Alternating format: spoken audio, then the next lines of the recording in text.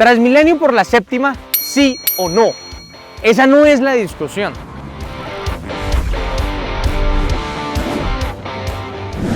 ¿Quién se opondría a 11 kilómetros nuevos de ciclorruta sobre la carrera séptima? ¿Quién se opondría a más de 200.000 metros cuadrados de espacio público, de andenes para los peatones? ¿Quién se opondría que la gente que vive en El Codito, en el Verbenal, en Santa Cecilia, en Villa Nidia, que entre otras cosas es la gente que más difícil le toca porque se le va la vida en el trancón eterno, no se demore 63 minutos, más de una hora, apenas 23 minutos recorriendo entre la 200 y la calle 100? ¿Quién se opondría a que se reduzca en un 90% la huella de carbono y además se siembren 4.000 árboles? ¿Quién se opondría a todas estas cosas? La verdad es que nadie, porque es que ahí no está la discusión. La discusión está en el miedo de que eso efectivamente se logre.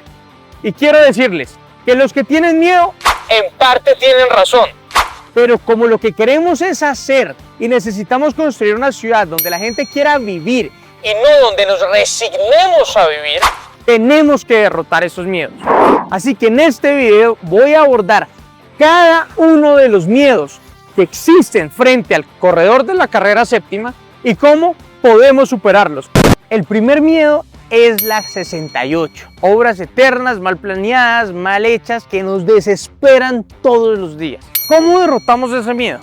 Lo primero es que el IDU ya se comprometió a que esta obra tiene que durar máximo 3 años. Tiene que entregarla en junio del 2029. Y precisamente para evitar lo que ocurrió en la 68, que fue una muy mala gestión predial, un muy mal traslado de redes y una muy mala articulación con todas las entidades del distrito, y por eso tanto el director del IDU como la comisión de seguimiento que vamos a crear en el consejo debe garantizar que la obra se haga en 3 años. Aquí se está jugando la credibilidad de esta obra y por eso no podemos repetir lo de la 68, sino que más bien tenemos que aprender de obras que sí han funcionado, como el metro que hicieron los chinos, que va bien y va en el cronograma. Otro de los miedos que hay es que esta obra no se necesita, que no va a servir para nada, que inclusive dicen que son ganas de joder. Lo primero que ustedes tienen que saber es que una cruda realidad de Bogotá es que entre más pobre se es, más lejos se vive del lugar de trabajo. Personalmente hicimos un documental donde contamos cómo Miriam, una señora que vive arriba del Codito en Cerrezuela y tiene que llegar hasta el B de Boacatá a trabajar, se demora o pierde 55 días y medio, casi 2 meses al año en el trancón eterno de la carrera séptima. Por eso, si nos ponemos en los zapatos de esas personas, a esas personas son a las que principalmente hay que solucionarles el problema de la movilidad del trancón eterno. Yo estoy seguro que no hay nadie tan desalmado en esta ciudad y en este país para simplemente condenar a esa gente al trancón eterno. Por esa gente es que tenemos que derrotar el miedo, ponernos en sus zapatos y pasar de, ojo con esta cifra, de 63 minutos que hoy pierden entre la 200 y la calle 100 a apenas 23 minutos. Y si quieren ir de la 200 hasta el centro de Bogotá, van a pasar de más o menos 1 hora y media a 45 minutos. Ustedes dirán, ¿por qué eso es importante? Porque ese tiempo que se libera es precisamente el tiempo que pueden utilizar pasando tiempo con sus familias, hasta estudiando, trabajando o simplemente descansando. Así se construye una ciudad donde queramos vivir y no donde nos toca. Otro de los miedos es que Transmilenio o el BRT, es decir, un sistema basado en buses, no es la mejor opción para la séptima, que es muchísimo mejor hacer un tranvía y que es pura necedad y pura terquedad hacer el Transmilenio. La realidad es distinta y es un tema de capacidad. Para que ustedes se hagan una idea, solamente Usaquén tiene una población de habitantes de 500.000 personas más o menos. Pero si hablamos de la población flotante, es superior al 1.000.000. Es decir, la gente que necesitamos mover es cerca de 1.200.000 personas. Entonces, esto no fue simplemente que a alguien se le ocurrió, sino que los ingenieros se sentaron a analizar las diferentes alternativas de capacidad. ¿Y cuál es la realidad? Los tranvías, que son muy bonitos, que a muchos nos gustan, tienen un problema de capacidad. Mientras Transmilenio o un bus BRT puede mover entre 15.000 a 30.000 o incluso más pasajeros, los tranvías no pueden mover más de 8.000 a 12.000 pasajeros hora sentido.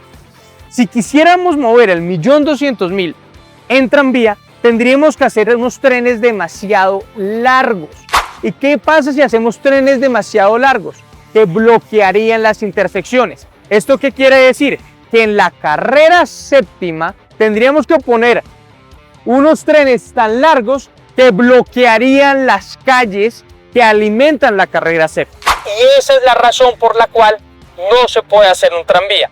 Mientras un tranvía tiene que tener mucho volumen en un único tren, los buses tienen la particularidad que pueden tener más frecuencia aumentando su capacidad.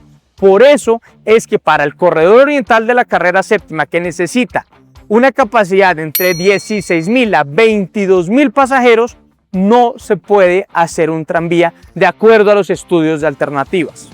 Otro de los miedos recurrentes que hay es que esto es solamente un capricho para meter buses en la séptima. Y se olvidan que esta es una obra fundamental para que toda la carrera séptima, durante 11 kilómetros desde la 99 a la calle 200, exista una ciclorruta.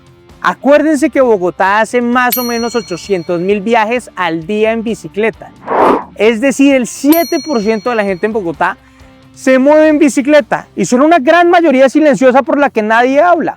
Esa gente necesita poder moverse de manera segura y eficiente sobre el corredor de la carrera séptima. Y por eso, este proyecto también contempla en el lado occidental una ciclorruta absolutamente segregada, es decir, protegida para los ciclistas. Otro de los miedos es que en la séptima se van a tumbar muchos árboles y esto va a ser una catástrofe ambiental. Calma, vamos por partes. Lo primero que hay que decir es que hay que tener en cuenta la huella de carbono que la séptima hoy está generando.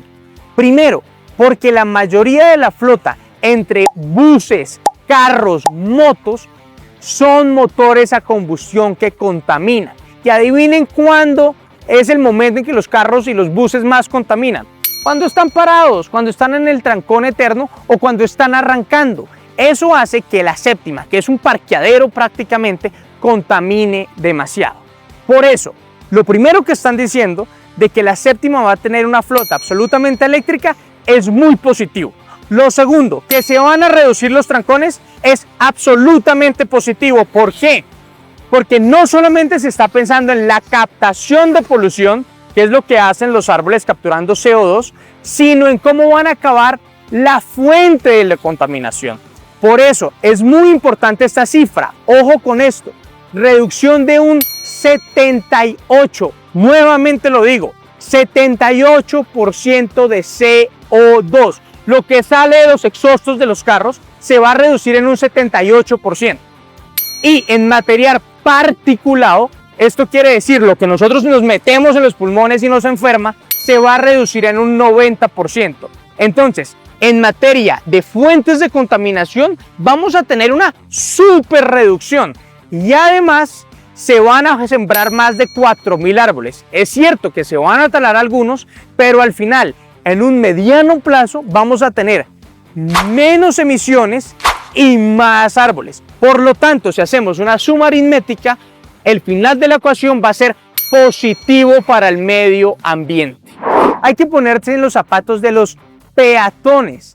Acuérdense que el 70% de la gente en Bogotá se mueve en transporte público o peatones, y en la séptima la realidad es que prácticamente no hay andenes, no existen los andenes. Por eso el proyecto contempla más de 200.000 metros cuadrados, es decir, durante toda la séptima, entre las 100 y la 200, se van a construir andenes para que la gente pueda, así suena increíble, caminar. Por eso, para ellos, para nosotros y para todos los que andamos a pie, es fundamental que se construya la séptima.